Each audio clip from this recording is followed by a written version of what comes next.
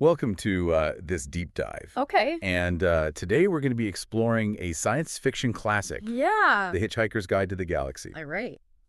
This book, it's a bit of a phenomenon. It is. In some corners of the galaxy, it's actually replaced the Encyclopedia Galactica as the go-to source of knowledge. That's pretty wild. I mean, you have this incredibly dense and comprehensive repository of all knowledge Right. and wisdom being usurped by this, Yeah. this quirky, often humorous, and sometimes downright inaccurate guide. Right. It makes you wonder what that says about us. Yeah. What is it about this book? Maybe it's the "Don't Panic" inscribed on the cover, or the fact that it's slightly cheaper. Right. But there's something about this book that captures people's imaginations.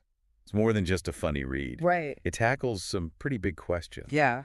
Like the meaning of life, the universe, Mm-hmm. and, well, even the destruction of Earth. Speaking of Earth's destruction, Right. that's actually where we meet our protagonist, Arthur Dent, an average guy about to have a very bad day. Yeah, imagine waking up hungover only to find out your house is being demolished to make way for a bypass. Oh. And then just as you're processing that, you discover that the entire Earth is about to be destroyed for a hyperspace bypass. And who are the culprits behind this cosmic demolition project? Right.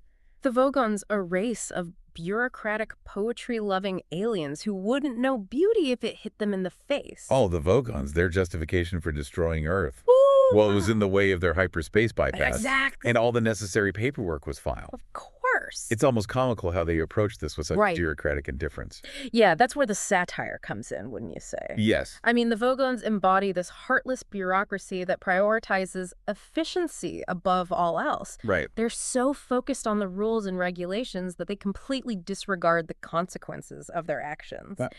The beauty they're destroying, the lives they're extinguishing. Thankfully, Arthur has an unexpected ally in Ford Prefect, Yes. who reveals himself to be an alien researcher Right. who's been stranded on Earth for the past 15 years. That's right. And it's Ford who introduces Arthur to The Hitchhiker's Guide to the Galaxy, Oh, yeah. the book that gives our story its name. Right. It's this incredible electronic encyclopedia Right. that's packed with all sorts of bizarre and useful information. Like the importance of towels, for instance. yes. According to the guide, a towel is just about the most massively useful thing an interstellar hitchhiker can have. Absolutely. It's practical, of course, but it's also symbolic. Right. The towel represents preparedness, resourcefulness, the ability to adapt and thrive in unpredictable situations. And then there's the babblefish, this tiny creature that you stick in your ear, and it translates any language in the galaxy for you. I mean, the babblefish is an interesting concept. Yeah. On the surface, it seems like the perfect solution to communication barriers.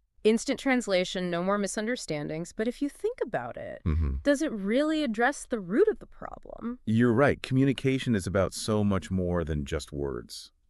Exactly. There are cultural nuances, social contexts, emotional subtext. Exactly. The babblefish might bridge the linguistic gap. Right. But what about the deeper, more subtle barriers? Yeah. The book seems to be hinting at something more complex than just a technological fix Right. for communication. And of course, the guide also has an entry on the Vogons, Yes.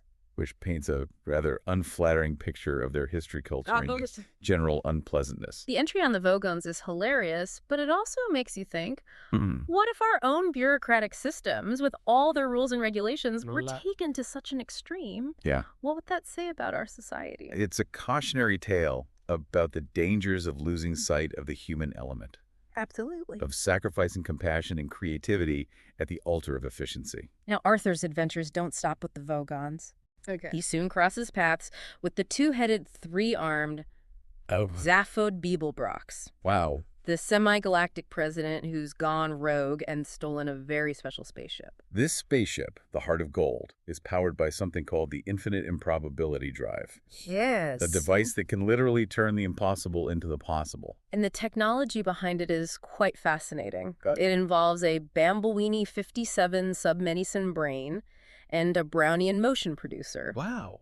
It's basically taking the unpredictable nature of reality and harnessing it for space travel. And it's this improbability drive that allows Zaphod to whisk Arthur and Ford away from the doomed Earth. Which brings us to Zaphod's quest. Okay. He's on a mission to find the legendary planet of Magrathea, Magrathea. a world known for building custom-made planets for the galaxy's super rich. Imagine a planet-building industry.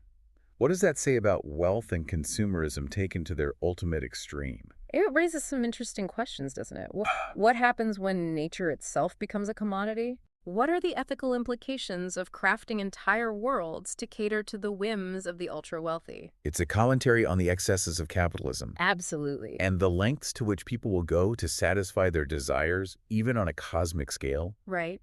But as we discover, even Magrathea, this pinnacle of extravagance, has seen better days. The planet-building industry collapsed when the galactic economy went bust, Oh, leaving Magrathea in a state of induced coma, waiting for a time when the galaxy could once again afford its services. the rise and fall of Magrathea's economy mirrors our own economic cycles, doesn't it? It does. It's a reminder that even the most prosperous civilizations are vulnerable to collapse, especially when they're built on unsustainable practices. And it's on this seemingly dormant planet that the Heart of Gold, with its improbability drive, manages to land, Wow. despite the planet's unique and rather inconvenient defense system. And this is where things take a truly bizarre turn because, as it turns out, Yeah. Earth wasn't just some random planet chosen for destruction. No, it was. It was a custom-made creation, a giant computer, commissioned to calculate the ultimate question of life, the universe, and everything. That's right. And who commissioned this grand project? Well, a group of hyper-intelligent, pan-dimensional beings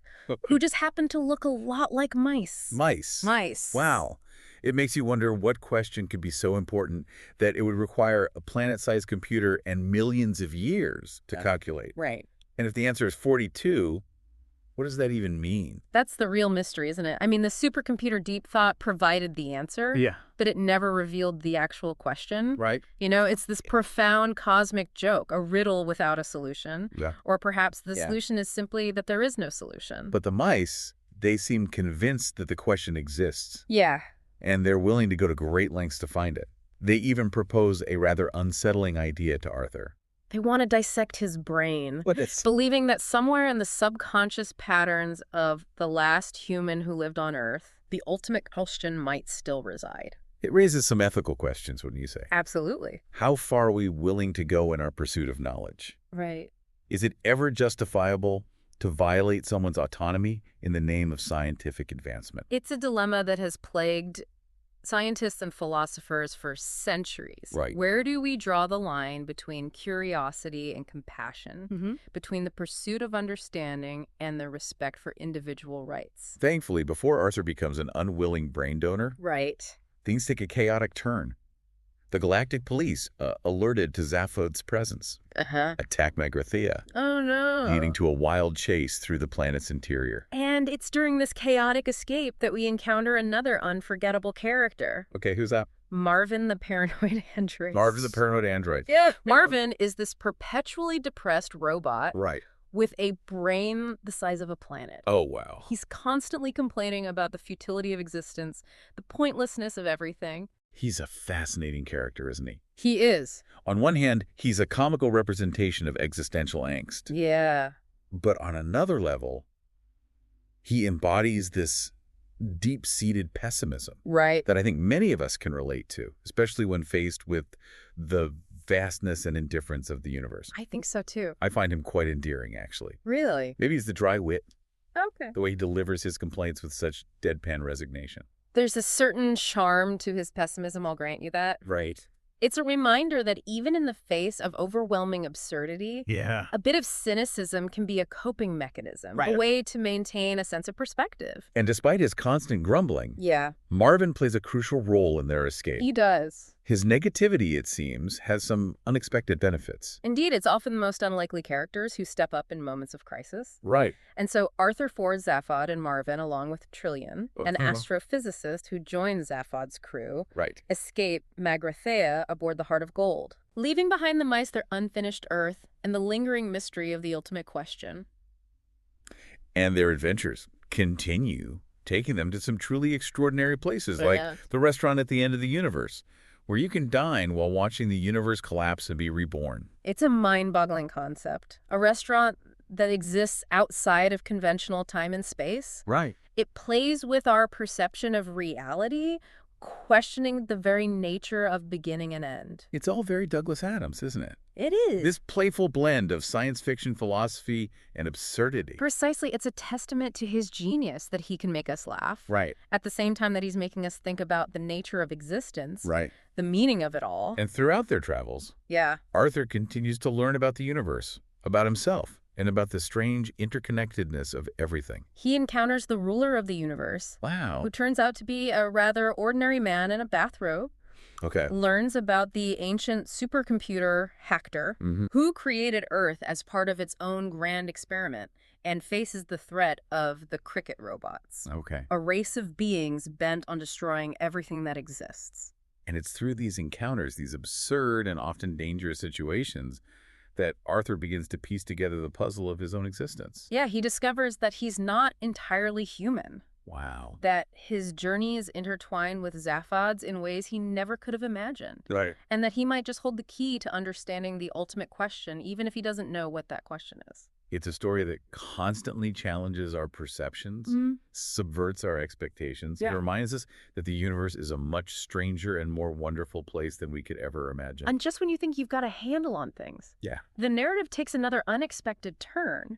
It's revealed that Zaphod, with his 2 heads and 3 arms, Right. wasn't just a random eccentric who stumbled into this cosmic adventure. He had a purpose, He did. a destiny orchestrated by a being who exists outside of time and space, a being named Zarniwoop. Zarniwoop believes that Zaphod, with his unique blend of charisma and recklessness, Right. is the key to unlocking the secrets of the universe. But Zaphod, being Zaphod, is more interested in the thrill of the moment, the next adventure, Right. than in fulfilling some grand cosmic purpose. And yet, even in his impulsiveness, Yeah. his seemingly random actions, there's a sense that he's being guided, nudged in a particular direction. It makes you wonder about free will, doesn't it? It does. Do we truly have control over our choices, or are we all just players in a game we don't fully understand? It's a question that has fascinated philosophers and theologians for centuries. Right. And Adams doesn't offer any easy answers. No. He simply presents the paradox, leaving us to ponder the implications. And amidst all this cosmic chaos, Arthur finds himself drawn back to Earth. Not the original Earth, of course, Yeah. which was destroyed by the Vogons, but a replacement Earth created by Slartipartfast, Oh! a planet designer who takes great pride in his work, especially his fjords. The return to Earth, even a replica, represents a sense of grounding, Yeah. a return to familiarity after a long and disorienting journey. But this new Earth is not without its quirks. The dolphins, it seems, had evacuated the planet before its destruction, Oh. leaving behind a message for humanity. What's that? So long, and thanks for all the fish. It's a poignant farewell, isn't it? Yeah. It speaks to the interconnectedness of life, Right. the importance of respecting all creatures, even those we might not fully understand. And it's on this new Earth that Arthur finds a sense of belonging, a place where he can finally be himself, even if he's still not quite sure who that self is. He even finds love Oh, wow. with a woman named Fenchurch, who can fly thanks to a minor malfunction in the reality continuum. It's a reminder that even in the face of cosmic absurdity, Right. love and connection can still flourish. But their newfound peace is short-lived. Oh, no. The cricket robots, those agents of universal destruction, Right. they haven't forgotten about Earth. They return determined to finish what they started to eradicate, all life in the universe. The cricket robots represent this nihilistic impulse, this rejection of everything that exists. Right. They're driven by a belief that the universe is meaningless, that the only way to escape the inherent suffering of existence is to obliterate it entirely. It's a chilling thought, isn't it? It is. This complete and utter annihilation of everything, driven by a belief that existence itself is flawed. It's the ultimate expression of despair, a rejection of any possibility of meaning or purpose. And so Arthur finds himself facing the ultimate challenge.